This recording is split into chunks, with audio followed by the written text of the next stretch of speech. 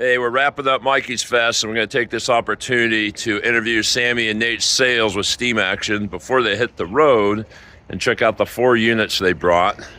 Sammy, Nate, what's going on today? Hey guys, how's it going? The event was good for you? Had a good time? Oh yeah, it's always a great event, you know, to give back and to be able to connect with everyone. It was a very good event to learn from and be a part of. Surprised at how many people came out and were willing to just, you know, do whatever they need to do to get done. Yeah. Take care of the house. One thing's for sure, we couldn't have done it without the power of SteamAction. We strategically placed your units for the longest hose runs, and there were certain areas that weren't going to get clean if you boys hadn't showed up. So let's go over the line here. And by the way, you don't see this in the industry anymore, where you got the main unit and the Mercedes, and then 3 set up as show vehicles. Sammy's got some other shows to go to. So what do we got here, Sammy? So this is the Nike 750. It's got a water-cooled Kawasaki engine with a 45 blower. It typically comes with a 65-gallon recovery, 65-gallon fresh water, but this one is upgraded to the 100 on the fresh water recovery. You can see that all the high pressure lines on the hot water side, they're all stainless steel tubing so that you don't have to worry about blowing hoses on the job. We try to keep it very open so that you're able to get in there and fix anything that does go wrong. That's the beauty of these things, huh? As you can see, they're all stainless steel. That way you don't have to worry about them rusting out and rotting. This is something new, huh? The steam valve you're calling it? What's the function of that? So we have a recirculating jet to keep all your sensors reading properly. And through the years, we had a lot of problems with people wanting to mess with the recirculating jet. And so we just moved the steam valve forward, is what we call it now. That way, if they want to mess with the amount of flow their jet's flowing, you can do it right there on the front of the machine. And it also makes for a nice cool down feature because you can open that right up at the end of your job and just let it cool down. So how cold can you run this unit? If you're cleaning some wool, or a delicate grout, whatever, you don't want heat, don't want to crack anything. How would you kill the heat? So there's 2 ways to kill the heat. One, you can open up the recirculating jet. All the way, and it's all going to dump into the waste? Well, it'll dump back into the freshwater tank. Oh. And being that it's, you know, a 65-gallon or 100-gallon, it's going to stay cool for quite some time. The other way is, you know, these are heat exchangers. They're running off the engine exhaust. Cut back the engine RPMs. That's going to kill down the BTUs.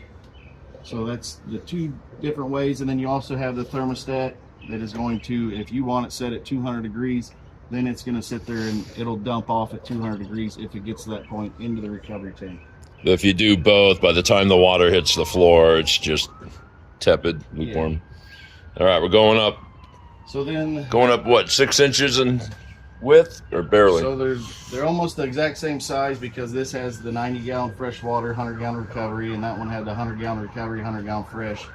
But this one, you can see it has a bigger silencer on it because this has got the 47 blower on it. We had to do something to quiet it down because that is a very loud blower. Everything's coupler driven, and you say the couplers can be split open, the rubber bushing, whatever you call it, Correct. Replaced without moving the blower or the motor. Correct. On all of them. You would just slide the bushing back, slide the flange back, pull your coupler out. Now these are a balanced coupler, so if you look on them, come around to that side, right here there's a big weight here, and what that's doing for you, it does 2 things. It's going to prolong the life of the engine and the coupler. These V-twin engines have torque flex, so the engine is torquing back and forth like this. If you put on a strobe light, you're going to see it torque. With that balanced coupler in there, it slows it down, so it barely moves like this, which prolongs the life of your coupler, and in turn, it also makes it so that it's not such a torque flex on the engine, which prolongs the life of it also. Is this like a convenience hose for filling hydroforces and jugs or whatnot? So this is actually the bleeder hose. Say you ran your tank out of water and you need to get the water back up to your pump fast. To prime it. And it'll prime it right up. The second advantage to it is you can mix your chemicals with it. So you could fill your hydroforces, okay, your chemical jugs, any of that. Very good. Brian? Yep. Where'd you go? Right. Got any questions from the mechanical techie level? No. Is anything intriguing here or stands out? What impressed me, like Sammy already said, is that the pressure lines are steel. You can see everything is nicely conformed and in place. It doesn't look like it vibrate or rub or touch anything. Just the quality of these machines is I mean, it's been a while since I've seen them, but man, from what I can see, I'm telling you, it's impressive. Brushed stainless steel. Especially when you get down to the bigger unit, the next one has a Kubota engine, and that's what really impressed me, because that's a little tractor motor that'll just go forever. It looks like everything's pretty intuitive, the way he's got it set up here. With the thermostat, looks like pressure regulator, chemical feeds over here, so everything's easily accessible, like you're saying. So if you add this in more of a confined space van, everything is really accessible, which makes a huge difference. So This exhaust is going to be plumbed through the floor ideally, when possible. I typically like it going through the floor, but a lot of customers don't. They just put a 45 dump on it and let it go right out the side door.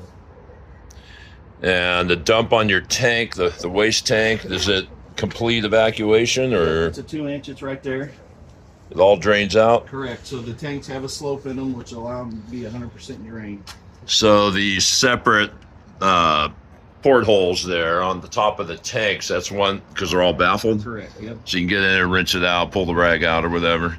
And then you have an inline filter or in-tank filter. So there's a bag filter in there, or you can hook up one of our inline Either filters. or could you do both? You could run both, but there's no point in running both. Okay. I always tell everybody run just one of them. There's no point in putting extra filters in. I've seen one of these is probably included with the purchase of The whole package. It all depends It's all- on the customer. It's all packaged up. That way we can build the package specific for them. what I like too is that you didn't reduce down coming off your blower. Some manufacturers will reduce down because then it makes a smaller hose, less material. You've got what is that, 3-inch? Yep, 3-inch. So straight 3-inch, no reduction to reduce airflow or CFM. I know Sammy only orders hybrid glides because these things have too much suction generally to run a slot glide. So tell us about this Kubota beauty here. So this is our Stealth Raptor. This has got a 29 horsepower Kubota with a 53 blower. This one has a 100-gallon recovery tank on it. It doesn't have a fresh water. Typically they do come with a freshwater tank, but you can see this one's got a water box. This one also has the balance coupler on it so that it's very easy to change. It also is going to prolong the life of it. The nice thing about the little Raptor is it still has a distributor on it, so it's very mechanical. As far as engines go, this one's going extinct because it's the last one to have a distributor on it, and you got to meet EPA emissions. All right. And tell us about that blower. So that's got that 53 on it. The nice thing about a 53 blower is it's a short lobe. So that short lobe has no flex to it. So it's dang near bulletproof. It's an odd shape. I've never seen that one before. It's nice and compact. You got it. What's that cap pump, or general pump rated to? So that's the general pump. They're rated up to 2,000 PSI, 4.1 gallons a minute. It's got the piston style injection on it, so you don't have to worry about diaphragms. What's all that hanging on the side of the tank there? All those valves and whatnot. So that back valve that looks like a cross, that's a pressure relief valve. So say the machine something happened and it starts to over pressurize, that's going to stop it, and it's going to allow it to blow into the recovery tank. That way it doesn't over pressurize the machine. The second valve over is your DEMA valve.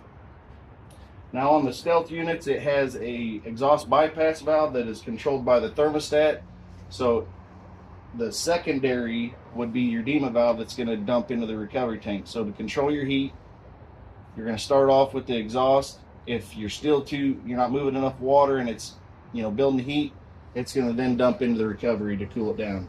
What's going on here with that Zerk and the little ball valve? So we've moved the Two grease Zerks, sorry. zerks forward. They grease the front of the blower. You grease it right there. And then the ball valve right there, that's the blower oiler. So you'd spray your WD-40 or AMSOIL Meta Protector in there to make sure your blower doesn't get the rust in it and seize. So where does that grease end up when it gets expelled? You got a little catch cup or something? So if you look right here on the side, you'll see these 2 hoses. Oh, They're going into that grease cup. get out of here. That way Really? It's all nice and it's not getting all over your machine. Don't ask me about my vortex stories where that grease ended up.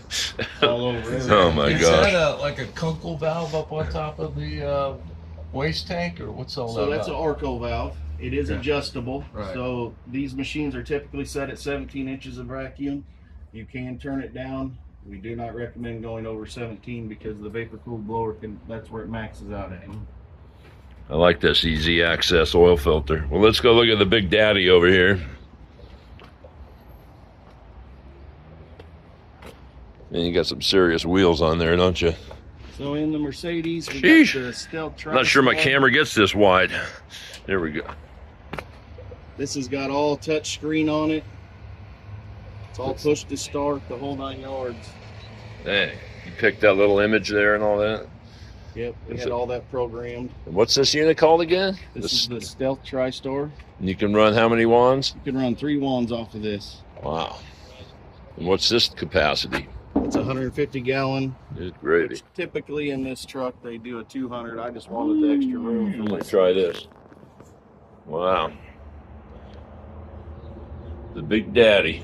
Remember when your dad used to paint all these things, the Kubota green or whatever it was? The whole unit was painted back in the day. Do we need to hop in the back to see what's going on? Come Or on in the back and you'll be able to see that all the Stealth units are built the same no matter how big they are. look at this deal. Hold on, Sammy. Let's take a look at this truck. So this you assemble this whole rack system, which is Yep. super slick. So this is our high top version on the hose reel. This also has the dual high pressure reels. They both hold 300 foot each. You have your control panel here that you're able to just push the button. They're all electric and live except for the back reel. It is an electric reel, but not live. Incoming water filter. Yep. So you got your garden hose. It's going to go through your filter, and then this truck also has a water softener on it. So full rack system, hydro forces. Incredible. Everything in this truck. This is a super nice setup. This must cost at least like 40 grand set up like this. Right? This one out. Plenty of chems. You're probably close to 165,000. And then you got 150 or 130 gallon fresh water tank. Sheesh. Fantastic. But you can see here it's the same setup. We got the coupler in there. Now Is it the same coupler in all the machines? So this is Or a bigger one, It's gotta be beefier. but it's the same setup. You would slide that bushing back, slide this flange back, then this coupler's gonna come out. This machine has the big 68 blower on it with a 2.5 liter Kubota.